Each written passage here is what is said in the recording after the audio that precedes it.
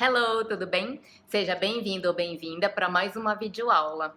Nessa aula eu vou falar da diferença entre voz ativa, active voice, e voz passiva, passive voice. E isso é muito importante você saber para evitar confusão, ok? Então, vamos lá. Primeiro, o que é active voice? Active voice é uma frase onde o sujeito da frase está executando a ação. Então, temos aqui alguns exemplos. Então, olha só. They are making the decision tomorrow.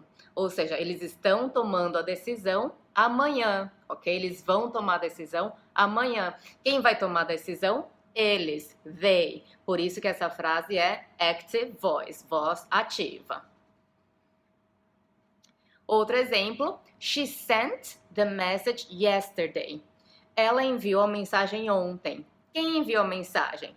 Ela, she. E ela tá aqui na posição de sujeito mesmo. Então, active voice.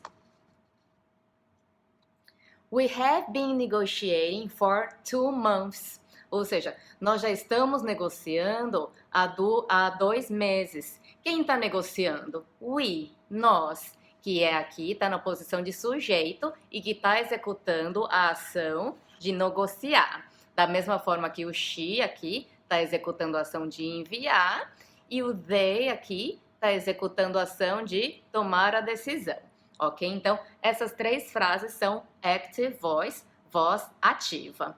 Já o passive voice é quando o sujeito está sofrendo a ação, ou seja, ele está recebendo a ação, ele não está executando, tá bom? Então, olha a diferença entre o active voice, que o sujeito executa, tá? Está fazendo a ação, e o passive voice recebe, não o executa. Então, por exemplo, olha só. The decision will be made tomorrow. Ou seja, a decisão será tomada amanhã. Então, é a decisão é o sujeito, né? Ela que vai se tomar? Não. Outra pessoa que não está sendo informada na frase é que vai tomar a decisão. A decisão está sofrendo a ação de ser tomada. Por isso que essa frase é passive voice. The message was sent last night. A mensagem foi enviada na noite passada. O sujeito dessa frase aqui é the message, a mensagem. Mas a mensagem se envia? Não, a mensagem foi enviada. Então ela ficou lá parada esperando e alguém foi lá e apertou o botão e enviou. Ok? Então é voz passiva. Ela está sofrendo a ação de ser enviada. Ela não enviou. Ok? Diferente do she sent the message. Aqui o she, que é o sujeito, ela enviou sim. Foi ela, o she, que enviou. Nesse caso, não foi the message que enviou. Alguém, que eu não sei, não está claro nessa frase, que enviou a mensagem, ok? E aqui, the contract has been negotiated for 2 months. O contrato está sendo negociado por 2 meses. Ou seja, o contrato ele está recebendo a ação de ser negociado. O contrato não negocia nada, né? Quem negocia são as pessoas, são as empresas, mas o contrato em si, ele tá lá paradinho esperando alguém negociar, alguém acertar ele, ok? Então, the contract has been negotiated. Aqui, voz passiva. O contrato está recebendo a ação de ser negociado, ok? Então, tome bastante cuidado com algumas coisas, tá bom? Então, por exemplo, temos aqui was doing versus was done. Então, was doing estava fazendo e was done foi feito, tá? Então, was doing é frase na voz ativa e was done é frase na voz passiva, ok? Então, she was doing this. Ela estava fazendo isso versus this was done. Isso foi feito, ok? Então, voz passiva e voz ativa. Have been replacing versus have been replaced, tá? Então, have been replacing. Aqui, replacing com ing é indicação de voz ativa. Tem estado substituindo. Versus have been replaced tem sido substituído, ok? Então, quando foi substituído, tá? Então, essa daqui, voz ativa, essa aqui, have been replaced, foi substituído, ok? E aqui, are calling versus are called. Então, are calling, estão ligando. Are called, foram ligados, foram chamados, ok? E will be sending versus will be sent. Então, will be sending, estarão enviando, voz ativa. Will be sent, será enviado, voz passiva, tá? Então, vamos ver aqui algumas comparações também de frases. Olha só. Temos aqui. She was communicating about the layoff.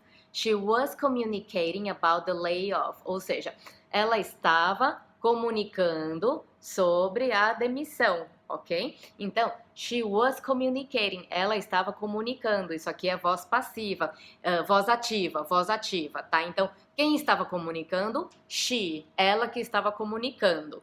Versus, se eu falar she was communicated about the layoff, ela foi comunicada, ok? Então, ela está ciente, porque ela foi comunicada sobre isso. Alguém que comunicou para ela, não foi ela que comunicou. Ela estava lá e alguém veio e chegou e comunicou isso. Ela recebeu, ela escutou, ela não falou. Tá, então, a primeira frase aqui, a frase em preto, she was communicating, aí sim, ela falou, ela que comunicou, as palavras saíram da boca dela. Mas, she was communicated, ela foi comunicada. Então, alguém falou, as palavras saíram da boca de outra pessoa e entrou no ouvido dela, ok? Então, ela foi comunicada, tá? Outro exemplo aqui. He has been giving a presentation about digital marketing. Ele tem dado uma apresentação sobre marketing digital. Então, quem que tem feito a apresentação? Foi ele, ok? Já se eu falar he has been given, tá? No past participle, não no ing, nesse caso, he has been given, aí ele tem sido dado. Então, alguém deu a apresentação para ele. Ele recebeu a apresentação. Ele estava na audiência e ele escutou a apresentação, ok? Então, muito diferentes essas frases. Por isso que eu peço para vocês prestarem bastante atenção nisso e tomar cuidado para não ter erro de significado nas suas frases, no que você falar ou que no que você escrever, tá bom? Porque isso pode causar bastante ruídos na comunicação, tá? Se você escrever esse em vez desse, por exemplo, tá? Então, tome bastante cuidado. E, finalmente, tenho aqui, they are paying for the course. They are paying for the course. Eles estão pagando pelo curso. Então, de quem está saindo o dinheiro do bolso? Está saindo do bolso deles, do they.